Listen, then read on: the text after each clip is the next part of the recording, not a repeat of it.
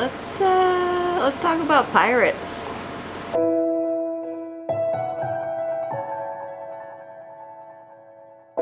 So before we get started, I just want to say that nothing I am about to say pertains to the future endeavors of this ship. I'm going to talk about where we've been in the past, and some of the waters that we've transited, and then I'm also going to be talking about a different part of the world that I've experienced in the past, before, about 5 years ago, and just some of the precautions that we take regarding pirates and robbers at sea, which is all standard practice for the maritime industry in this day and age, modern day. I know when people hear the term pirates, they think of, you know, Captain Jack Sparrow, Black Pearl, old school type pirates that are very dressed up and have the eyeliner and all that. But in this day and age, pirates are very different, and I think that was kind of brought to light quite a bit by the hijacking of the U.S. flagged vessel Mercy, Alabama, which is what the movie Captain Phillips was about. I also want to note that generally hearing the word pirates and seeing them, you know, with AK-47s, and they look scary. They look like really scary people, and they are scary people. But I think it's also really important to note that they don't just do it for fun. They were driven into this lifestyle by failed governments, by their livelihood being taken away from them, by being pressured into doing it by gangs and maybe even their own government. And so bear that in mind when we talk about it. There's another side to everything, and I think it's important to note that the people who are pirates these days were probably fishermen before, and their livelihood was taken away from them, and they're starving, have virtually nothing, and were driven into this lifestyle. So with that in mind, we're going to go to Singapore Straits and Straits of Malacca. Usually when we get reports on the ship when we're underway, we use multiple means of getting information. We have a Navtex, we have Inmarsat. This is an Inmarsat printout right here. Usually the mate on watch, whoever's on watch when one of these comes in, you look at the printout and you determine if the area that they're talking about is close to where you are. You take a look at where it is, you determine if it pertains to you. If it does, keep the printout. I usually highlight the area that pertains to. And so this one actually happened about 4 days before we transited that area. It was just about right on our track line. But it happened before we transited. Have to keep these things in mind. We're what's called MARSEC Level 2, Maritime Security, when we're transiting those areas anyway, which just means that we have a heightened level of security. We've got all the house doors locked. We're keeping an eye out for smaller vessels that are potentially dangerous. In this case, this says 4 robbers armed with a knife boarded a bulk carrier underway. They took hostage and tied the duty crew, stole personal properties and ship's engine spares. Alert crew raised the alarm and crew mustered. Hearing the alarm, the robbers escaped with stolen ship's engine spare parts and personal properties. Incident reported to local authority. Pretty simple. Again, like, these guys are coming aboard and stealing engine spare parts and ship's crew personal properties. So obviously they're not doing well. And the fact that that is a lucrative business for them speaks for itself. I've also heard of robbers coming aboard and stealing scrap metal from barges. unmanned barges, that kind of thing. Easy targets, easy low freeboard targets. So yeah, this is kind of what it looks like. So we've got our Inmarsat here, printouts. This is our nav text, which we get information from as well, which goes over to the ECDIS. It just has an information display on the ECDIS. So now we're looking at the Commercial Crime Services website, which has a live map of piracy incidents all over the world. So you can see here has attempted attack, boarded, fired upon, hijacked suspicious vessels. And we're kind of looking at Singapore Straits here. As you can see, a lot of boardings happening. And so this is kind of the area that we were just talking about. Right around in here, one of these areas. So that's all boarding, and then coming up into Malacca Straits here, not a whole lot going on. Huge volumes of ship traffic in here, which makes it easy to go unnoticed, and probably makes it easy to target multiple ships at a time. And heading over to Somalia, not a whole lot in the way of attacks happening off the coast of Somalia. Hijackings happening over on the west coast of Africa. Crazy. Kidnappings. Anyway, not the happiest of subjects. Yeah, you feel for your brothers out there. So I'm gonna get into, there are a lot of patrols happening in Singapore and Malacca Straits right now. Usually when you see military underway, you're like, oh god. But it is really nice to see a bunch of patrols happening in the Straits. I transited the Straits about 5 years ago on a different ship, and don't remember seeing that many military vessels, so they've definitely ramped that up. And then I was going to talk a little bit also about this part of the world. I'm showing you online because we don't go here on this ship, praise the Lord. So we don't have the charts for it on this ship. But in this area, so this is all obviously public information. I'm just on Google. You can look up live piracy map on Google, and that's the website right there. So this is the part of the world that we're looking at, and I just wanted to talk a little bit about something that's really interesting, which is the high-risk area and the Maritime Security Transit Corridor. That's something I didn't know anything about before transiting this area, and then learned a lot about when we were transiting. It's an established transit corridor in the Gulf of Aden where naval forces focus their counter-piracy patrols. Group transit and national convoys may be offered. So if you look here, this is another, it's just a PDF you can look up that has this information all publicly from Google. High-risk areas outlined on Maritime Security Chart Q6099. So we look up Q6099, here it is. So you see, this is India. We've got Oman here, Yemen. This is a big old area right off Somalia. And you see this little purple line here is actually a channel that is it's an imaginary channel that was established. It's where the military does a lot of sweeps of the area, and you can also transit the area with groups of vessels who are your same speed. There's a lot of efforts in place to kind of protect as much as possible. There's a lot of military in the area.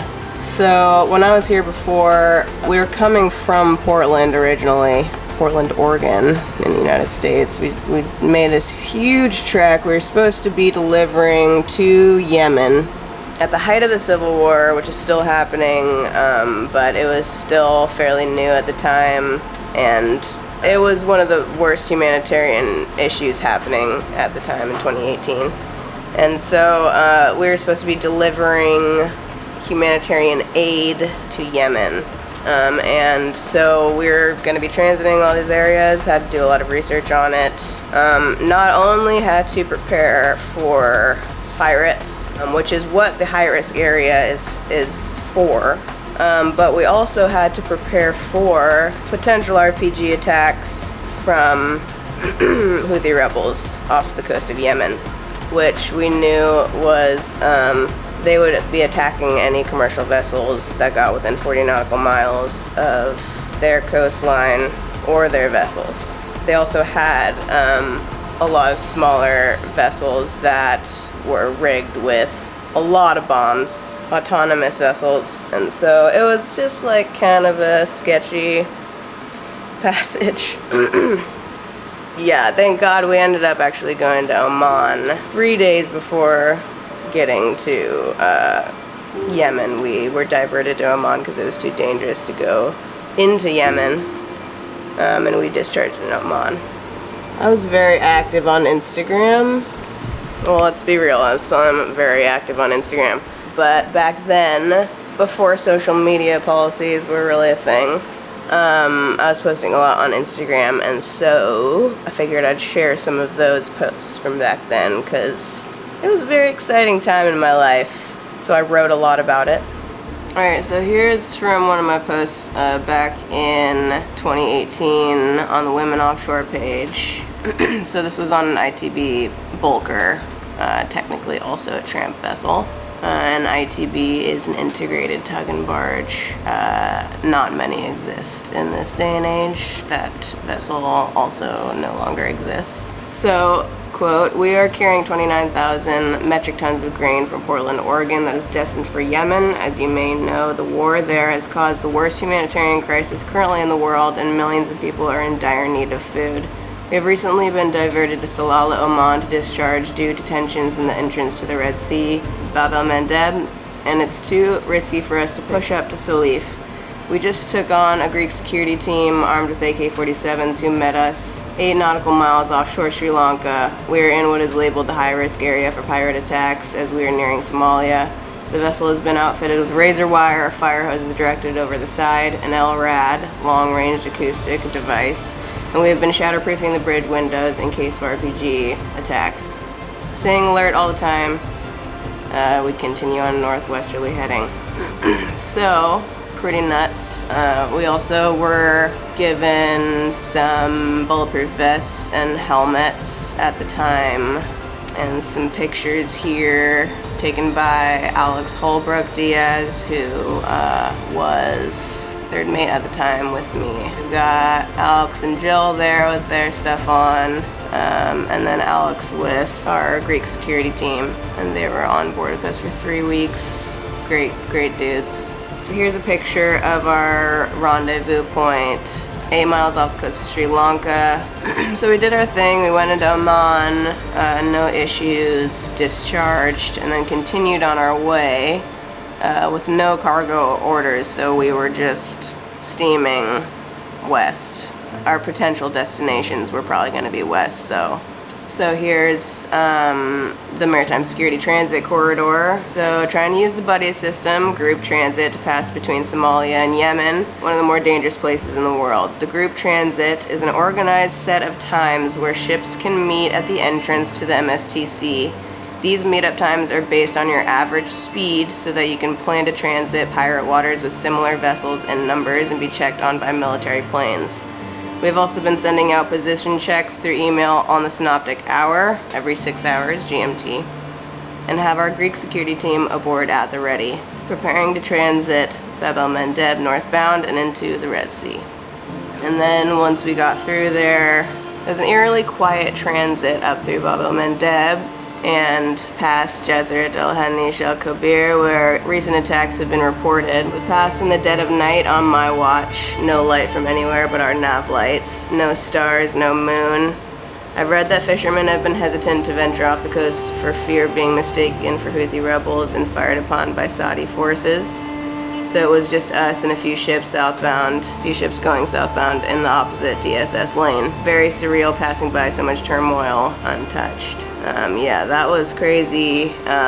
Preparing for 2.5 months to transit that area and then transiting in the dead of night with no light. And a lot of the time ships as well, which we did. You take cardboard and aluminum foil. You make a cutout of your window in your stateroom and you cover that cardboard cutout with aluminum foil and you put that over your window to make it so that there's a minimal amount of light that comes out of your window to be less visible while you're underway. Also helps with the heat, the aluminum foil does, during the day. And then once we passed out of the Horn of Africa high-risk area in the Red Sea, which is 15 degrees north, it was a sad day because it means our Greek security team had to get off. They've been riding with us for almost 3 weeks since we picked them up off the coast of Sri Lanka, and it was really awesome having them on board.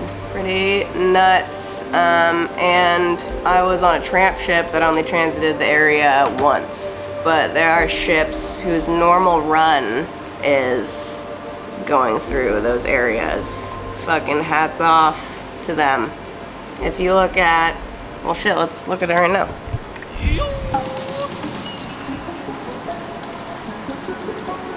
Google marine traffic. This is all public information, by the way.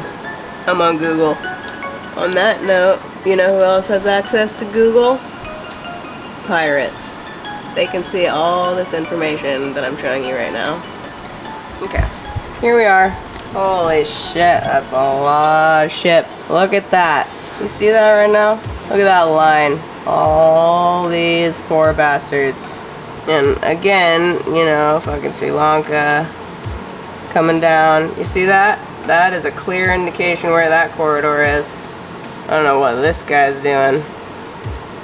Being nuts. Obviously, the general approach is to take the Maritime Security Transit Corridor. So you can really see the flows of traffic here. Pretty fucking cool. God damn, this shit's awesome. I love technology. Yeah, here we are again, talking about Malacca Straits.